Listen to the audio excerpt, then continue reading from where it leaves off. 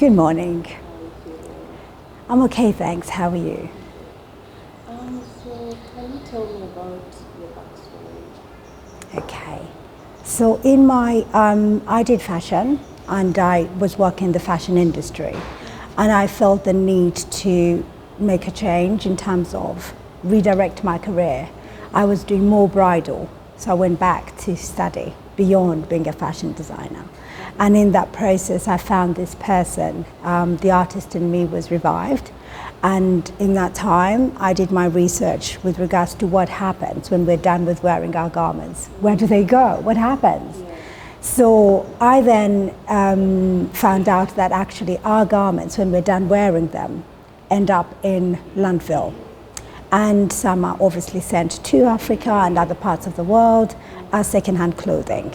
So I knew then that I had to do something. I could not just be in fashion for fashion's sake. I had to do something to make a difference. And so I started going against fast fashion and did my research, going into stores where you have fast fashion to see what happens, checking the brands, checking the labels, and seeing where these clothes are made, how much they have traveled to get to us, and then what we do with them when we're done with them. The one thing that really kind of like sparked my drive for advocacy for sustainability was the fact that if you have a cotton t-shirt, you wear it one summer, you spend, for argument's sake, £1 or £3 on it. You don't value it, and then you wear it one summer, the next summer you throw it away because it wasn't that expensive for you to hold on to. And yet the cotton industry, the conventional cotton, is one of the worst polluters of our planet. So I knew that I had to change something, so use organic cotton, but that wasn't enough. So in my quest for the perfect cloth, the perfect tool to use for sustainability, I was here on holiday and I was with my parents looking for presents, and then I found the bark. Now, go back many years, I used bark cloth as a child. You know, it was always in my house. We had it as wall hangings, table mats. I was aware of it, but I had forgotten. But in my quest, you know, having been abroad and still there doing my research and studying, I realized that this was it that I needed. So I took on this cloth, and for more than 20 years, I have been pushing with it and using it because for me, it's the perfect ambassador for sustainability. And without any questions, without any holding back, I have tried everything from using it for clothing on the runway. I wear it, I'm wearing it now, and I use it to create avant-garde pieces. And all these pieces have a story to tell. Each one of them says something. And I'm hoping that with this, my advocacy for sustainability is going out there, and having this conversation with you just means that something has happened. You've heard about this, and I'm really quite excited to share my journey with this. It hasn't been easy, it's been a battle, but we're here now. You talked about the artist being revived. Can you talk about the first artist that was, maybe when you were younger, what Yes. was that like growing up? Okay. Now, as a child, I grew up in Uganda, and we had always, you know, something going on creatively around the house because my mother was a creative person and my father loved music. Now, all these things, you know, classical music, I'm sure inspired me into this person that I am. All my sisters did fine art. One of them did needlework, so there was always something creative around the house being done. I hated making clothes. All I wanted to do was go into the art room and paint. That's all I wanted to do. So to see me now, patient to make a pattern, make a garment, it's mad. But what's exciting about it is, as a child, I had dolls and I loved making them garments. So I used to take fabric from my mother's leftovers, which I do now in my business. I use leftover pieces of cloth to make whole garments. So I used to take her leftover pieces and I would make little doll dresses, and my dolls were the best dressed in the house. And I created a whole family of dolls and I dressed them all. And in there was something, but I never kind of like, it was a very quick thing I did. I used kind of like when I think back now, it was a zero waste way of producing. I never did any stitching. So it was the cutting and putting together that worked. So that's what I find exciting now, the fact that I tap into that inner child and I look at those things I did then and I use them now in my fashion. And yeah, so it's funny because I'd never thought about it until you asked me now what, I did as a child. So yes, I did make things, but I never wanted to do anything to do with fashion. For me, it was art. And I did my art here, but I never carried it forward because I lost all my work. Somehow they never made it. But then I decided to switch from art to fashion. So I went to do my fashion studies, and this is me now. So the connection there is that as a child, I made myself things. I upcycled. I remember at school going for a school dance, as you remember in those days, and you had to get all dressed up. So I used to make my own and upcycle things and create all kinds of things that would actually make it different from what everybody else was wearing. So everyone was wearing dresses and lovely skirts, and I was wearing trousers cut into what are they called? Shorts. And I would switch it up, use lining for a top. So I used to kind of be very creative. At school, in my study time, I was upcycling. In my secondary school, that was Maryhill High School. So there is a story there, and I look back now and I see, I always like to make, but for me the tediousness of making a pattern was too long, so it just used to stop me. But here we are now. Yeah. Absolutely. Yes. So I'm curious about your name, Josie Hendo. How does the Hendo name come? Okay, that's my married name. My name is Josephine Kyomo Hendo, but I shrunk my name for it to work in the industry. Yes. So it is my husband's name, and you know what it means precious. So yes, I appreciate the name. Yes, thank you. So let me ask, what does sustainable fashion mean to you? In my research, when I found out about what happens to our clothes when we're done with them, the fact that they end up in landfill or they are sent abroad as second-hand clothing, and I know the impact it has created in developing countries, the fact that their fashion industry is stagnant because of this influx of second-hand clothing. So I knew then that I had to do something different. So I did my research and I found out that the alternative is sustainability. Now, we as Africans have always practiced sustainability. It has always been there. I remember growing up, we never threw anything away. My father made sure we used everything to the max. It had to totally fall apart and then you get rid of it. The t-shirts were used on the floor, cleaning walls, windows, nothing went to waste. So going into a society where everything was disposable just kind of like conflicted with my understanding of how things need to work. So I knew then, when I went back to do my other side of fashion, beyond being a fashion designer, I knew then that I had to rethink everything. So sustainability gives me those tools to do this. I had a name for what I was trying to do. And so I started this whole idea of sustainable by design, where from the point of design, where you start sketching the idea on paper, you think about what you're going to do with this design. Are you going to use polyester? Are you going to use plastic? So you think about what you're going to use in this idea of the creation that you're making, so that you don't harm the planet. And everything goes back to that. It's about the people, the planet. The profit is good, obviously you have to survive, but the most important thing for me is the people on the planet. So everything evolves around that. What I'm using, what I'm working with, how I use it, how I push it. And then in 2020, and yes, in in the early 2000s, this SDGs started. Do you know what they are? It's the Sustainable Development Goals.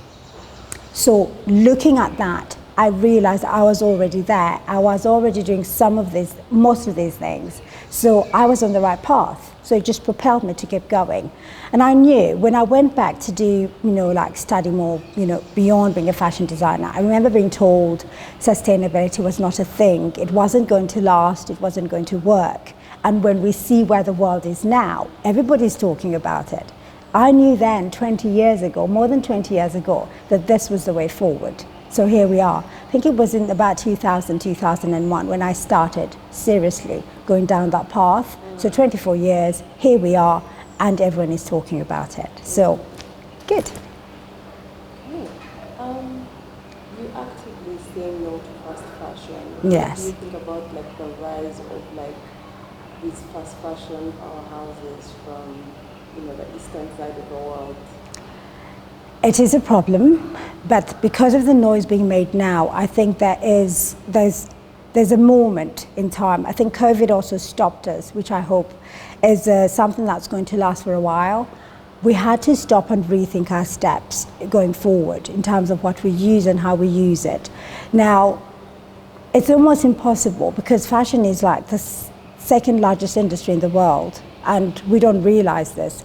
And at the same time, it's the second largest polluting industry in the world. So we need to kind of put a stop on most of these things. There are organizations now that are addressing this, that are dealing with it. You have the Fashion Revolution that is actively doing this. I mean, I have my R3 campaign that I started the same time that they started. Fashion Revolution, the focus, I'll talk about the R3 campaign. The R3 campaign focuses on the person who's buying and me who's making. So it's not just about me who's making. So if the person who's buying demands that I use organic cotton, that's what they want. I'll have to be forced to use it. And that's what it is. You make the choices. You have the power. When you decide to buy that 50 pence t-shirt, you're saying that man who grew that cotton, I don't care about his life. The toxins are okay for him, and the pesticides are okay. And the making of that pair of jeans, I don't care because I just want it cheap. You make the choices. So everybody is doing that now. When you buy that item, you're sending a message to the maker. And this is a trickle-down effect. It goes all the way back to the man who grew the cotton or who made the polyester or whatever that is. So the choices are really important, and that's why for me it's kind of like a drive to kind of push and see that with sustainability there are key things that have to be there. Now, some people worry about how sustainable can you be. You start small steps. You start with one thing. I will use organic cotton, and then maybe I'll use less energy when I'm producing. And then maybe I will not use toxic dyes when I'm coloring things. So you start small steps. Don't jump in feet fast because it's overwhelming. You can't cope with it. But if you take small steps and you think about the choices you're making from the point of design ideas, on paper, into pattern, into making, think about these things. So it's important. The zero waste idea is such a beautiful way to think. It stops you kind of stepping forward without thinking about everything in that journey. Sustainability is the way forward. Great. You've mentioned the idea of profit in sustainable making of clothes. But fashion is a business at the end of the day. How do you suppose people should practice sustainability while still making a profit? Okay, so like I said, small steps. It's not a quick fix, it's not an easy thing. To start with, fashion is not easy, period. It's not, we know this. You hear the stories, big houses going down, big stores losing, money on whole years worth of, collections or things that they have produced to sell. It's not easy. But no one walks around naked. So you need to get the right, know your demographics, know who you're working with, know who your market is, and then you produce. And the other thing is, one thing I really kind of scream and shout about is responsible production and consumption. That is an absolute must. You must have these things working together, and that's a key thing in sustainability. You must produce responsibly. It's what you put into it, and how much you produce, what energy you use, and where you're doing it. So yes, I do take this bark, but when I take it, I use every last bit of it. So if it's not on clothing, it will end up on accessories like this, or this hair, or it will end up in my art. Nothing goes to waste. I'll pick up every little bit. Everything is saved. How do you suggest people should take care of bark cloth items? Because I've been told it's very high maintenance. It is high maintenance, and it should be, because it's a very natural product that has got no chemicals, no additives added to it.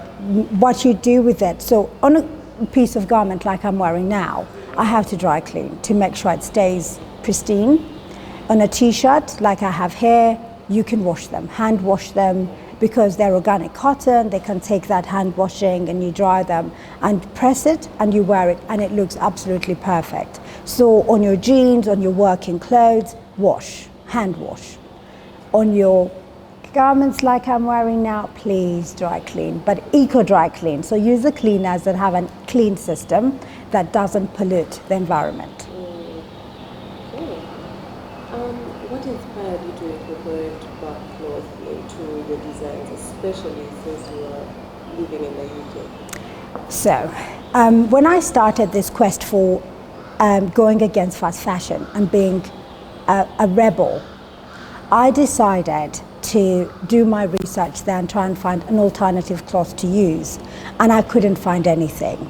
I found organic cotton, obviously, and I found hemp, and I found others, but I needed something rustic, something organic, something that was raw, that spoke to me as an artist, and I couldn't find anything in Europe and in the UK. So I came here on holiday to see my parents, and while I was here, I was buying presents for my friends in London, and I found this table mat, and I thought, oh my gosh, this is it.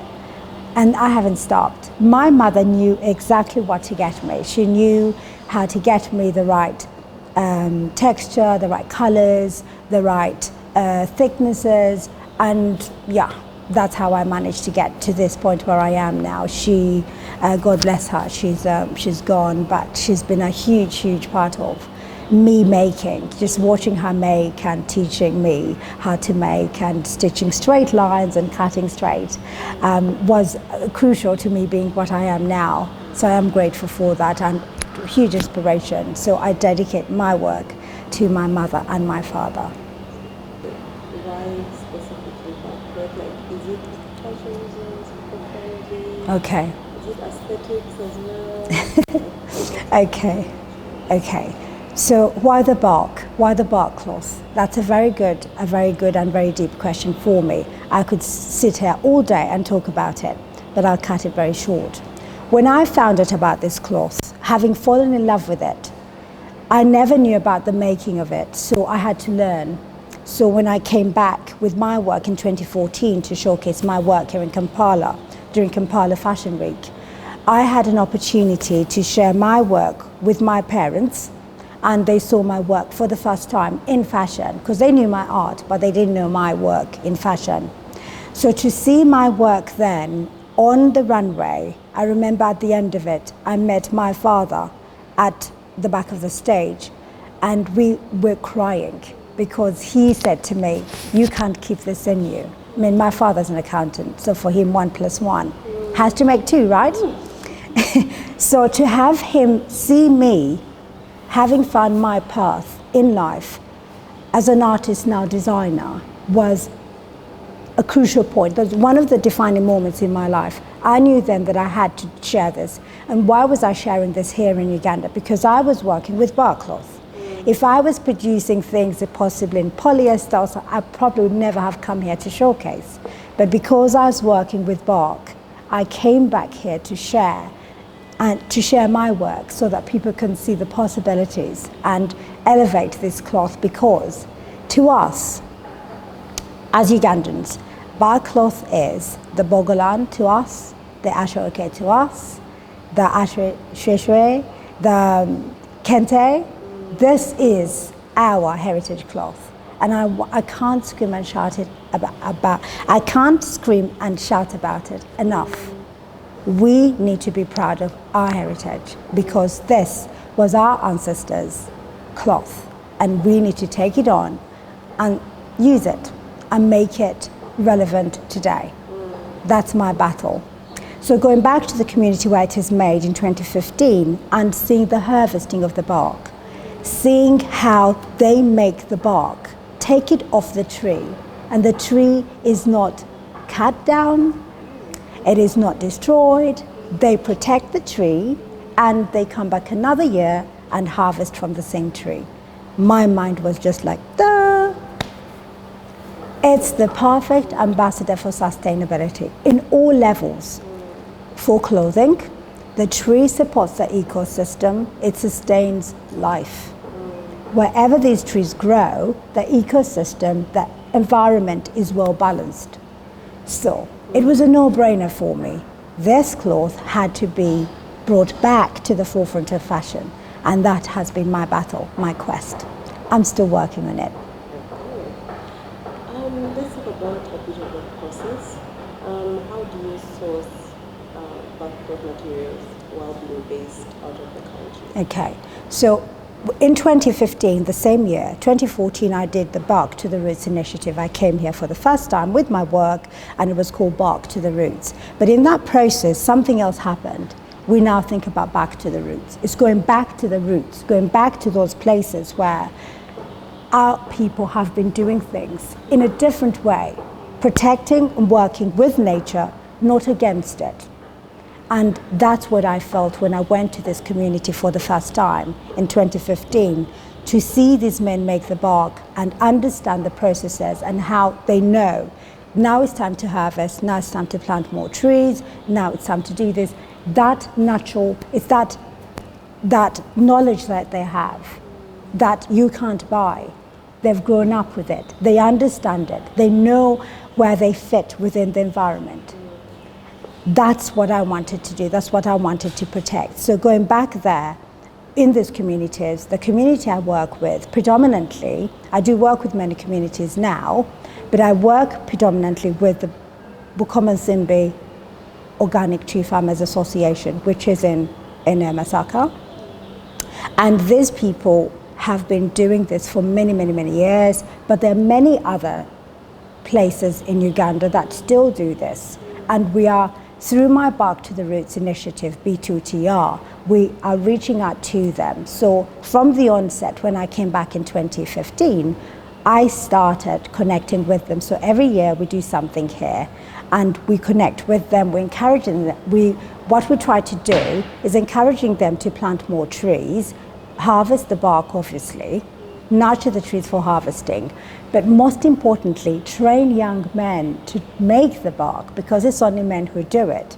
And the older men are, they are older now, they need to rest or they are retired. So we need to get young people back in there doing this. So that's one of the things that we do as B2TR. And that's how I stay connected, and that's how I get my cloth. So they send it to you? I come and I choose. Oh. Yeah, I make sure that I'm taking the right thing. Yeah. But they can send it to me. But otherwise, I like to get involved. I plant the trees. I have adopted some trees, so I do come and check on those trees. I also plant more trees every time I'm here. In fact, I'm planting one soon here as well this week before I go away. So it is quite important to kind of like show that connection, because I think for me, one of the key things I always say is the history of a garment is just as important as its future. Now with the things I have, I know where the trees are, I know the man who's made the cloth, I know the story behind it, I know how far back in his family this thing goes. It goes back 300 years. I know this because I am connected to them. That's really important. And so I can say to them, I want it finer, I want it thicker, I want it black, I want it, yes. Yeah, I'm curious about how it gets, because we're so used to seeing brown. Yes, clothes. yes. How do you get it? The black. Okay. The black is done by the community. They take the brown and they put it in swampy soil, which is clay, is like a dark black, yes. And after a week, it is done. And they take that, they wash it, wash out everything, and then it is ready. Yeah, that's what they do. Yeah. Yes. So I think black cloth would be easier to be adopted by people since Yes. it's very, like, it's such a neutral color. Yes. But, Yeah. But anyway, can you describe the process of integrating bark cloth into your fashion designs or creations? I think that was the easiest thing for me to do because my work is very sculptural, is very, I love structure, and the bark gives me that without having to add too much to it. So I take it and I do these things where I don't have a wire in there to keep this like this. I use the structure of the bark to kind of allow me to do these things, and it's just so liberating as an artist to work with it. It's given me the freedom to kind of express myself and tell those stories, but also work on ordinary clothing like jeans or t-shirts and just, it's been the perfect tool for me. And that's why I've gone back to my art side, because I use it as my canvas, as my paint, as my brush. It's my everything. You've spoken about structure and like the natural structure that bark cloth has. Can you talk about your melting glacier piece? Okay, so the melting glacier ensemble is about what's happening in the world now with melting ice, and it's because of global warming. If we don't do something to mitigate that, we are going to find ourselves in a very bad situation. Why did I do it? I started the campaign, the R3 campaign, and on the garment itself you see stripes on there. It is the 3 stripes, me as an artist saying reduce, reuse, recycle. The longest one is reduce, because reduce covers everything. And then the little highlights, as you see, that's the melting ice. So it's symbolic in terms of the fact that there's nothing in that garment that won't biodegrade. Everything about it is tomorrow. You can put it back to nature and it will go back easily without harming the earth. So it was important for me to tell that story, because now is the time for us to, every man, woman and child, do something about our impact on the environment. And then also about the design, the top part, because that is just gorgeous to me. That's what Okay, so that part of it is my innovation in the bark. That is my take. So when I get it from them, I have done many things to them, clothing and everything. But the most recent thing I've started doing is taking the color out of it. Yeah, taking the color out of it in a natural way without harming, the cloth or the environment. And it gives me that very light, very creamy, almost gold sometimes. And I never know what I'm going to get, because every piece of bark reacts differently. So this was from the one piece that gave me this almost ice-like, and I was hoping that captures the mind. And it's actually, I have to drape it on the stand. There's no pattern cut for it. It's done by hand. I use just the mind to kind of create the folds and create that dramatic shape. Thank you. Anyway, can you talk about some of the challenges you faced promoting, showcasing backcloth designs, both in the UK market and here? Okay, so in the UK, when people see the brown, they think it's leather, and they walk away from it, because as you know now, many people don't want anything to do with meat. And I have to explain, it's not leather. It's not leather constantly. So so the hardest thing for me now, apart from the black obviously, is to explain to people that it is actually not leather, it is bark cloth, and once they get it, the excitement is beyond. They absolutely love it. So that's a plus there. And then on the other side here, it is getting people excited about connecting back with our heritage and not being scared of it, because most people think it's for dead people, But I'm hoping that by doing what I do, I have brought it to a level where people can embrace it and be comfortable around it. When I started this in 2000, there was There were a few designers working with it, but when I see what's happening now, I have many people around the world getting in touch with me, wanting to know about it, wanting to know the story, wanting to exhibit pieces in their installations in their museums. And so there's something happening at the moment, and I think we need to capture this. And one most important thing is UNESCO recognizes it as a World Heritage. And that in itself, I found out in 2008, actually 10. I had already been working with it. And 2005 they started, and in 2008 it was actually then put in the books as a World Heritage. Important because this makes it so valuable beyond the cotton, if that makes any sense. We grow cotton here, but if bark cloth has been recognized, the making of it, the way it's been worked on, for generations, and that information has been handed down orally. It is through word, a father to a son, from generation to generation, going back more than 700 years. I think it's a no-brainer that we need to get excited about it and love it. And that's what been one of the battles I've had to face here, is people are scared of it. You've mentioned a few of the collaborations you've done, but can you tell us more about, the collaborations that have helped promote backcloth and African craftsmanship? I'm here in Kampala this week because of Creative Economy Week. And it is at the British Council. It is a week, I think it's the first time it's being held here. And for me as a creative, it's really exciting because growing up here, creatives were never valued. And it's still a battle for creatives here. So to have such a thing like this happen is absolutely fantastic.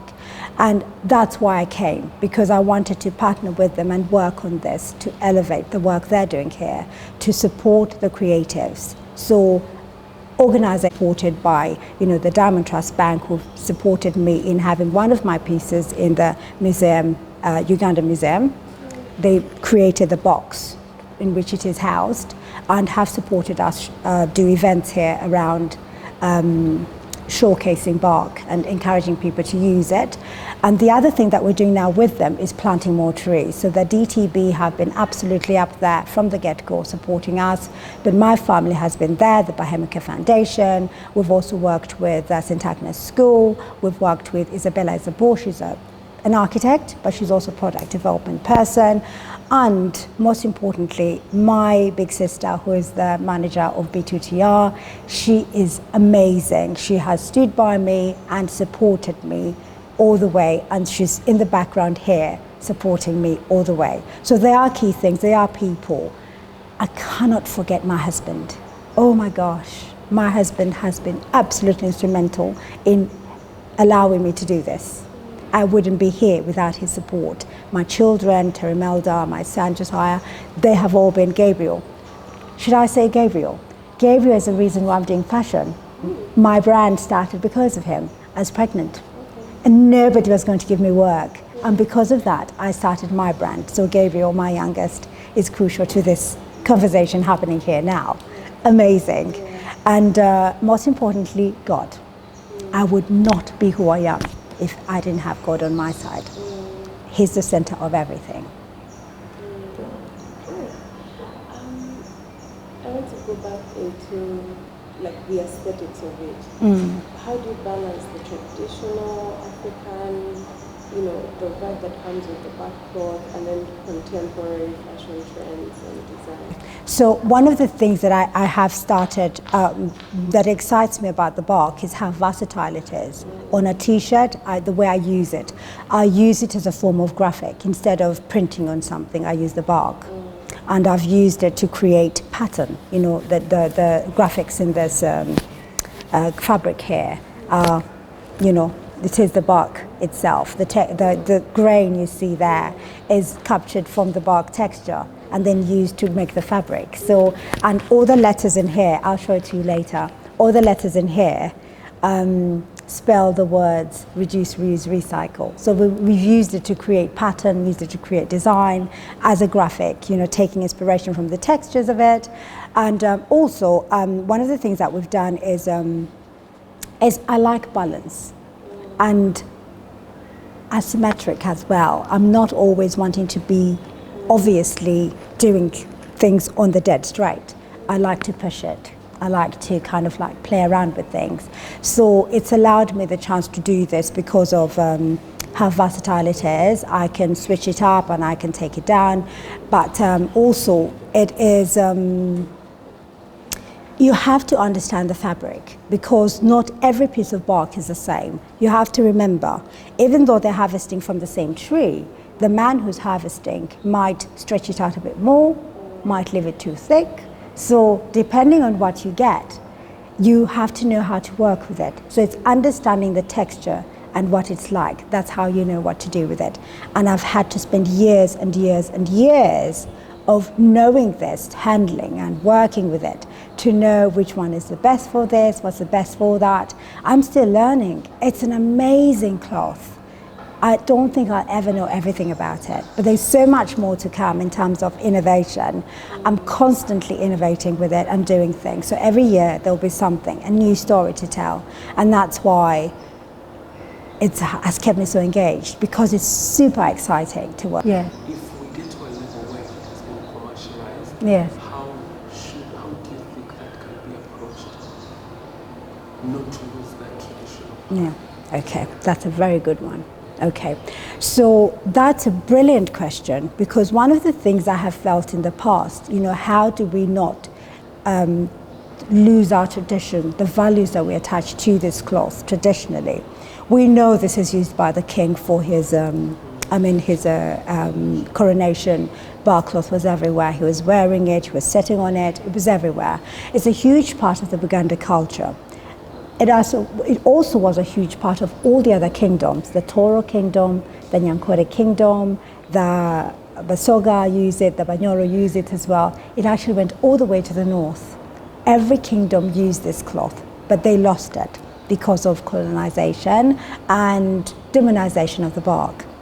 So how do we stop ourselves losing that heritage value that are entrenched in our culture? I've always said this, and I love technology, but I fight it because technology goes too quickly. And by the time the mistakes are made, it's too late to go back. They've destroyed something and taken away something. And that's why I'm always saying, people say to me, mechanize it, you know, use machines and use, you know, produce thousands and thousands of meters. There are people out there, and that's another thing. There are researchers out there in the world doing things with it, taking it apart, putting back together, and they'll be selling it to us like they do the cotton. So we need to capture this, our heritage, and make sure we preserve, protect it. That's one of the things B2TR does. Through the things that we do, there has to be the institution, Ministry of Culture.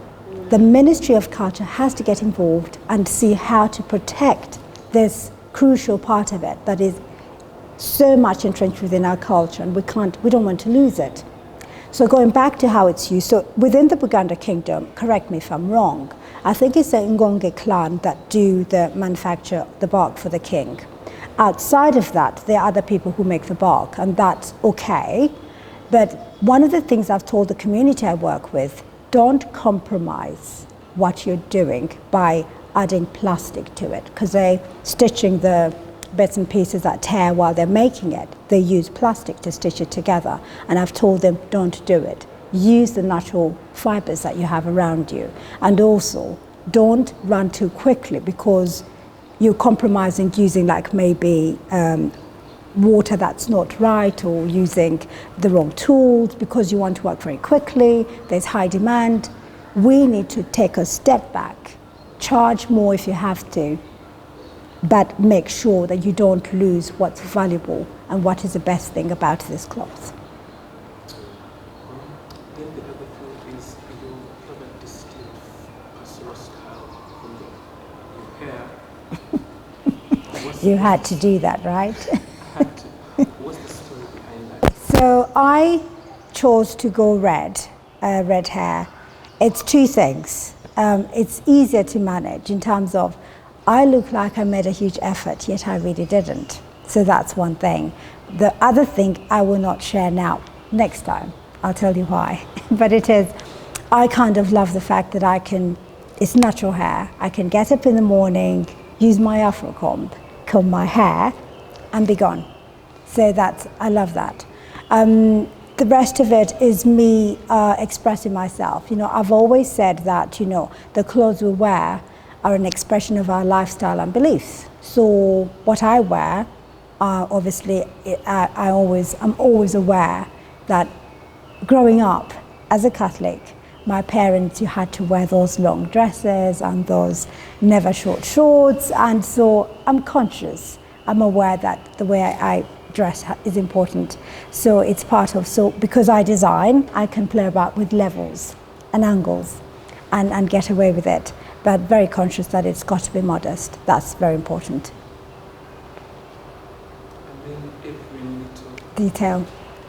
Okay, so one of the things I do is to create pieces that you can play around with. So I could wear this with a bodice that is of the same color and a skirt that's different. So I make pieces so that I can stretch the wearability. So I can wear them over many years with many other things. So I can wear this, the tail kind of like in a garment. I can wear it with a skirt, I can wear it with shorts, I can wear it with trousers on its own.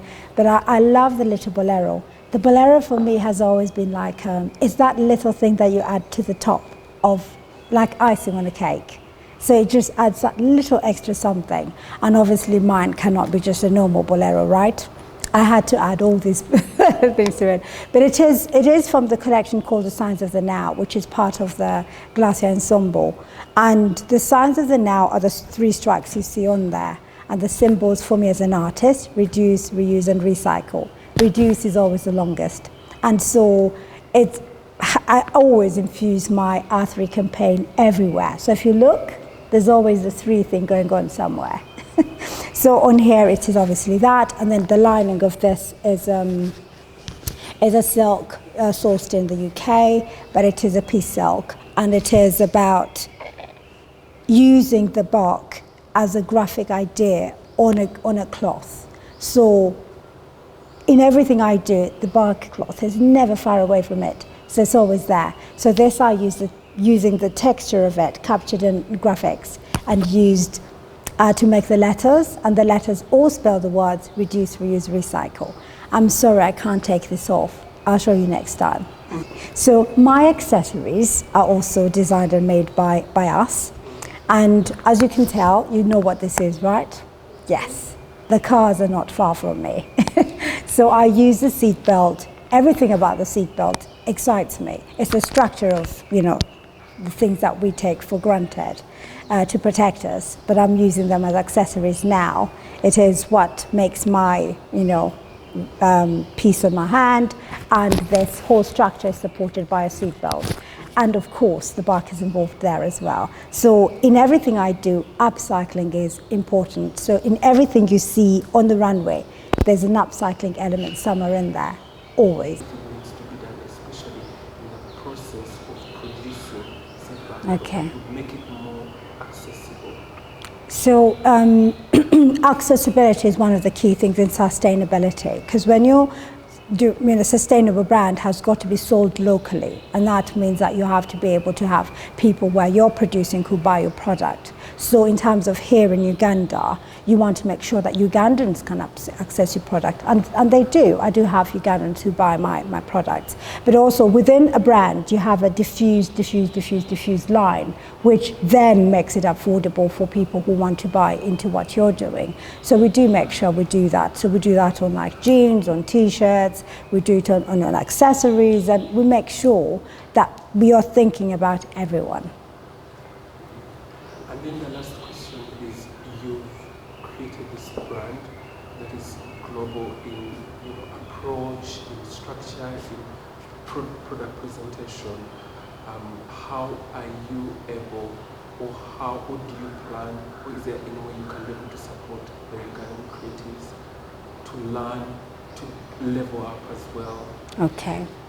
So one of the things I do in my advocacy for sustainability and circularity is I do workshops, I do talks, I do seminars, and I get hands-on. So in my workshops, I do upcycling workshops, I do dressmaking workshops where I teach young people how to make.